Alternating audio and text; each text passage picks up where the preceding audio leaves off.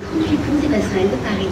Les quais de la Seine ont été classés en 1991 au patrimoine mondial de l'UNESCO. Bonne croisière.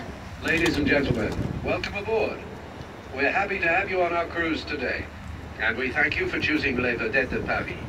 For security reasons, we kindly request that you do not lean out over the exterior rails during our cruise.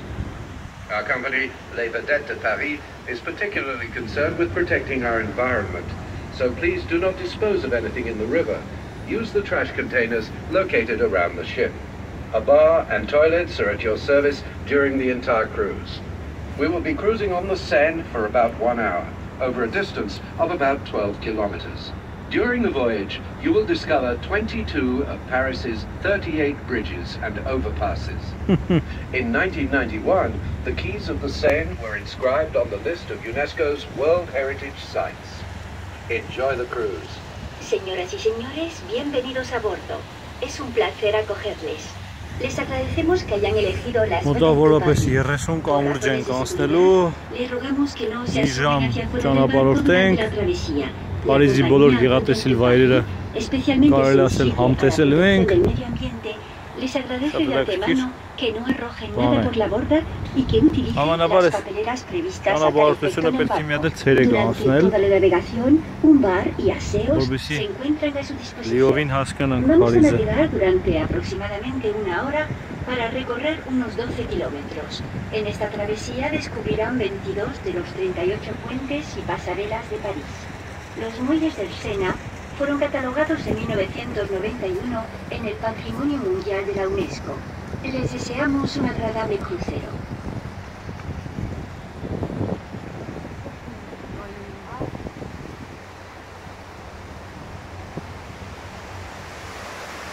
De nos jours, la Seine est peuplée d'une vingtaine d'espèces de poissons contre 4 ou 5 il y a 50 ans. Certains poissons, introduits pour lutter contre la prolifération d'espèces nuisibles, peuvent atteindre les 2 mètres et les 50 kilos. Սենայի վրա ամենուր նավեր են, նավակներ են։ 20 different fish species, compared to only 4 or 5 species 50 years ago. Hoy día el Sena está poblado por una veintena de especies de peces frente a 4 o 5 hace 50 años. À votre gauche, avant le pont de l'Alma, se trouve la copie de la flamme dorée de la Statue de la Liberté de New York, qui symbolise l'amitié franco-américaine. Cet endroit est devenu un lieu de recueillement en hommage à Lady Diana, princesse de Galles, victime en 1997 d'un accident de voiture dans le tunnel passant sous cette flamme. To your left, in front of the Pont de l'Alma, you can see a copy of the flame of New York's Statue of Liberty, which symbolizes Franco-American friendship. This spot has become a memorial ground for remembering Lady Diana, Princess of Wales, who died in a car crash in 1997 in the tunnel that passes beneath the flame. A su izquierda, antes del Puente del Alma, se encuentra la copia de la llama dorada de la Estatua de la Libertad de Nueva York, que simboliza la amistad franco-americana. Este lugar se convirtió en un lugar de recogimiento en homenaje a Lady Diana, princesa de Gales, víctima en 1997 de un accidente de coche en el túnel que pasa debajo de esta llama.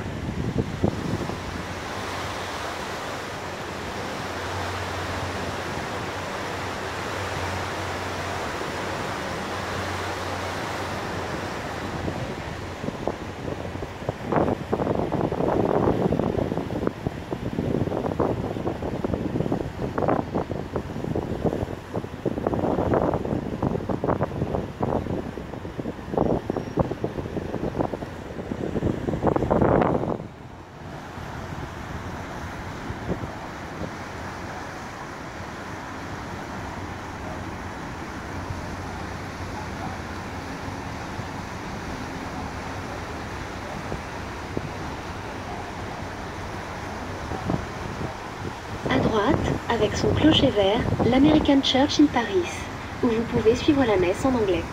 Elle est historiquement la première église américaine implantée hors des États-Unis et est présente à Paris depuis 1814. To the right is the American Church of Paris with its green bell tower. Here you can attend Mass in English. It is the first American church to have been implanted outside of the United States. It's been a Paris landmark since 1814. A la derecha, con su campanario verde, la American Church de París, donde se puede asistir a la misa en inglés. Es históricamente la primera iglesia americana establecida fuera de los Estados Unidos y está presente en París desde 1814.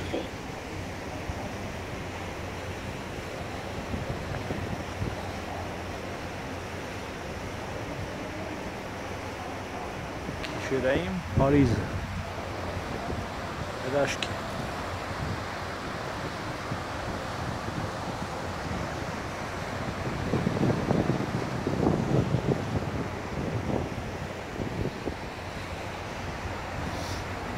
շատ գեղեցիկ քաղաք է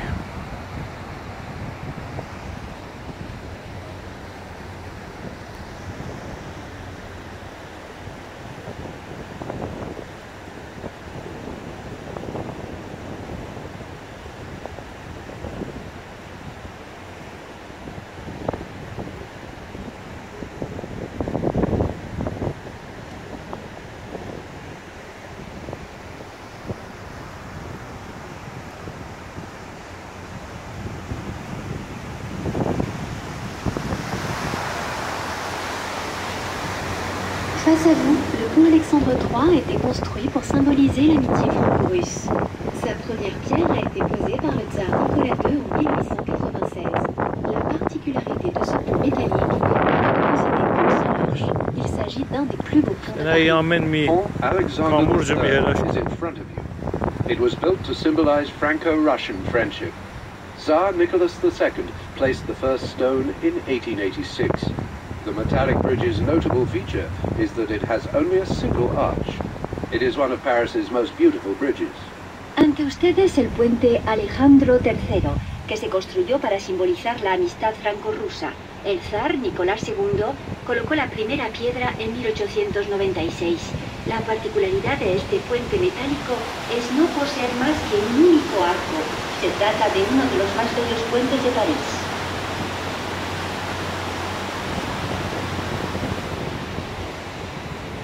Nous abordons maintenant le pont de la Concorde, achevé en 1791 avec des pierres provenant de la démolition de la prison de la Bastille. À gauche, à la place de la Concorde, au centre de laquelle se dresse depuis 1836 l'obélisque de Luxor. Il fallut 6 ans pour faire venir en bateau depuis Luxor jusqu'à Paris et le réinstaller. C'est sur cette place que débute l'avenue des Champs-Élysées menant à l'Arc de Triomphe. We are approaching the Pont de la Concorde, which was completed in 1791 using stones that came from the demolition of the Bastille prison.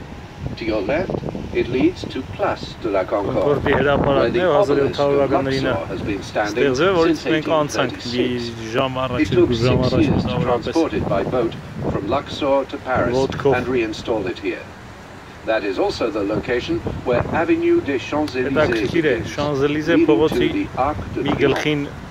Llegamos ahora al puente de la Concorde, acabado en 1791 con piedras procedentes de la demolición de la prisión de la Bastilla. Conduce a la izquierda a la Plaza de la Concorde, en cuyo centro se alza desde 1836 el obelisco de Luxor. Fueron necesarios 6 años para traerlo en barco desde Luxor a París e instalarlo aquí, en este preciso lugar, entre la avenida de Champs-Élysées, que conduce al Arc de Triomphe.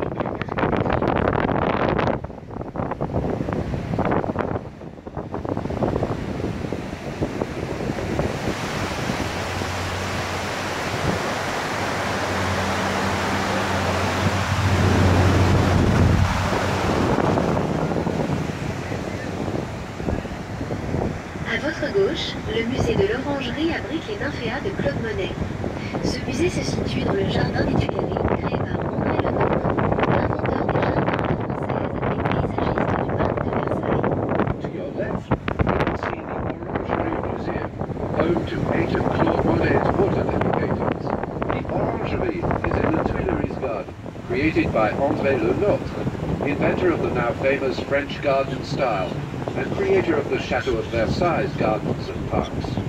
A su izquierda el Museo de la Orangerie, o Museo de los Impresionistas, donde se hallan las ninfeas de Claude Monet. Este museo se sitúa en el Jardín de Tuileries, creado por André Lenoir, el inventor de los jardines a la francesa y paisajista del Parque de Versalles.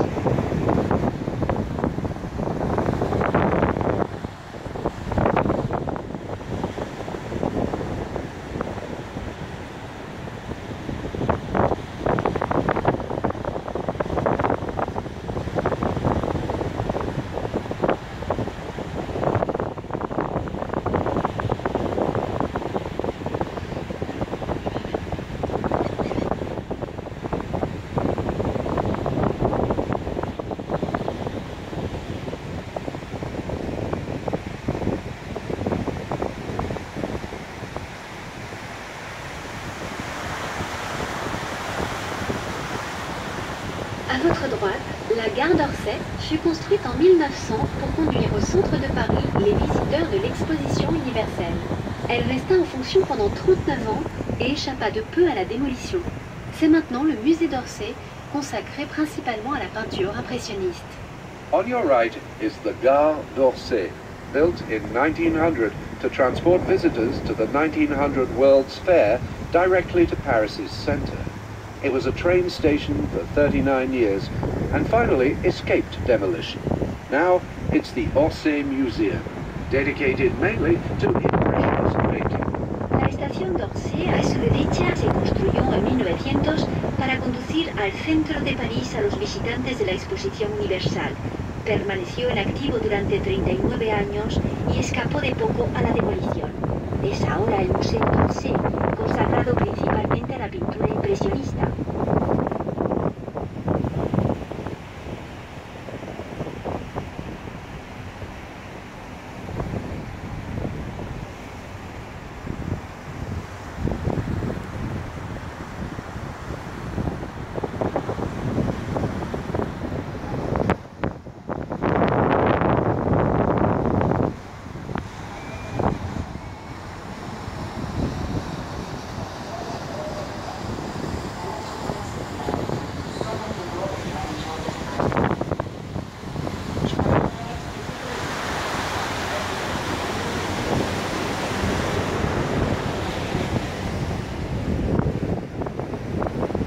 Voici à gauche le musée du Louvre, ancien palais des rois de France.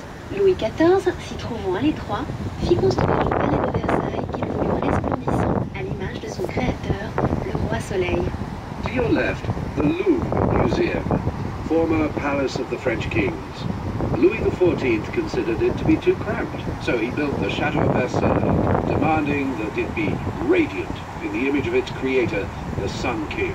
He aquí, a la izquierda, el Museo del Louvre, antiguo palacio de los reyes de Francia. Luis XIV, que lo encontraba pequeño, hizo construir el Palacio de Versalles a la imagen resplandeciente del que fue llamado el Roi Soleil, Rey Sol.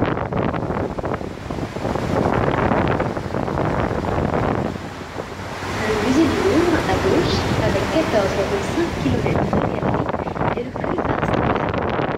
Visiter les galeries équivaut à parcourir la distance d'un semi-marathon. Actuellement, il présente 35 000 œuvres, soit un peu moins de 8% de sa collection totale. The Louvre Museum, on your left, with its 14.5 kilometers of galleries, is the world's largest museum. If you were to visit every gallery, it would be equivalent to the distance of a semi-marathon.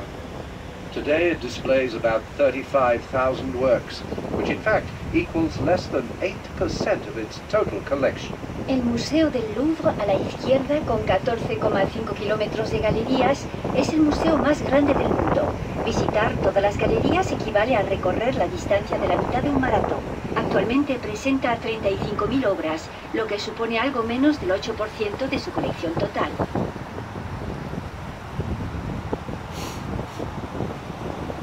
Nous allons passer sous la passerelle des arts, appelée aussi Paradis des amoureux, lieu de pique-nique durant la période estivale. We will now pass beneath the Passerelle des Arts, which is also sometimes called Lover's Paradise. It's a popular place for summer picnics.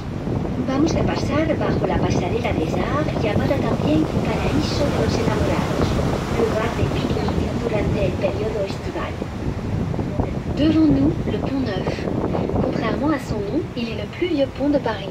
C'est le premier pont en pierre avec des trottoirs et totalement dépourvu de maisons. Sur chaque rive, le long des quais, vous pouvez voir les bouquinistes. Leurs boîtes vertes sont installées à point fixe depuis le milieu du 19e siècle. La loi les autorise à ouvrir du lever au coucher du soleil. Les bouquinistes de Paris ont inspiré d'autres capitales comme Ottawa, Pékin ou Tokyo. In front of you is the Pont Neuf, the oldest bridge in Paris. It was the first stone bridge with sidewalks and completely free of houses. Along the quays on both sides of the Seine, you can see the booksellers. Their green wooden stands are in fixed positions, placed there in the middle of the 19th century. Paris's booksellers inspired similar installations in other capitals like Ottawa, Peking, and Tokyo. Ante nosotros el Pont Neuf, el más viejo puente de París. Es el primer puente de piedra con alferas y completamente desprovisto de casas. En cada orilla, a lo largo de los muelles, pueden ver a los buquinistas o veleros. Sus cajas verdes se encuentran en puntos fijos desde mediados del siglo. Los veleros de París han inspirado a otras capitales como Ottawa, Beijing o Tokio. Devant nous, le pont Saint-Michel ouvre la porte du quartier latin. C'est ici le quartier étudiant depuis le Moyen-Âge. Son nom vient de la langue utilisée alors pour l'enseignement, le latin. Dans ce quartier se situe la prestigieuse Sorbonne, fondée au XIIIe siècle, qui est l'une des 3 plus anciennes universités du monde, avec celles de Bologne et d'Oxford. In front of you, the Pont Saint-Michel opens the door to the Latin Quarter, the academic and student area dating back to the Middle Ages. Its name is derived from the language that was employed then for higher education, Latin. The prestigious Sorbonne University is located here. It was founded in the 13th century and is one of the world's 3 oldest universities, along with Bologna and Oxford. Ante nosotros el famoso puente San Michel abre las puertas del barrio latino. Es el tradicional barrio universitario desde la Edad Media. Su nombre viene de la lengua utilizada entonces para la enseñanza, el latín. En este barrio se sitúa la prestigiosa Sorbona, fundada en el siglo XIII, que es una de las 3 universidades más antiguas del mundo, con las de Bolonia y Oxford.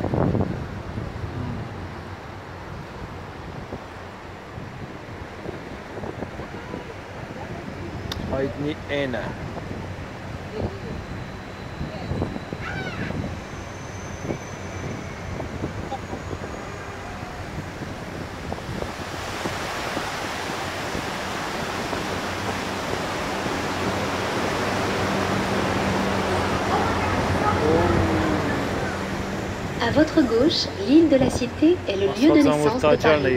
Se dresse la cathédrale Notre-Dame, dont la construction débuta en 1163 pour se terminer 192 ans plus tard. Elle possède les plus grandes rosaces d'Europe. On your left is the Île de la Cité, where the city of Paris was born. It is home to Notre-Dame Cathedral, whose construction began in 1163. It was completed 182 years later.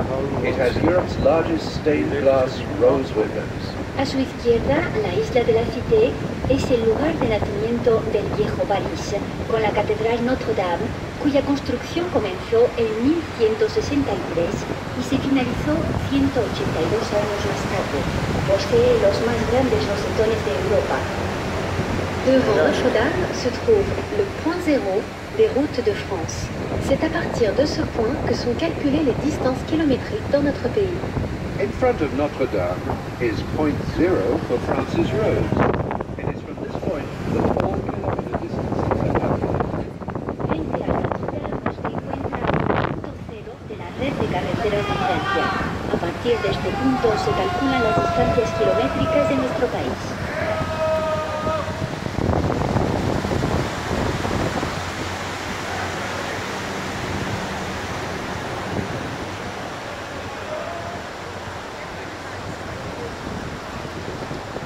Pour les personnes munies de billets plaisir, snacking et snacking plus, votre consommation est à récupérer au bar du bateau. For those of you with pleasure or snacking and snacking plus coupons, you can collect your snacks at the ship's bar. Las personas con billetes plaisir, snacking y snacking plus podrán recuperar su consumición en el bar del barco.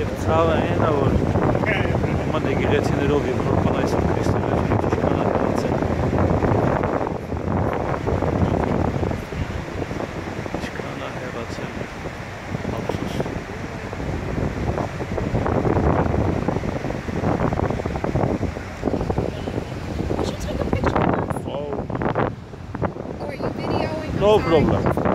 No problem.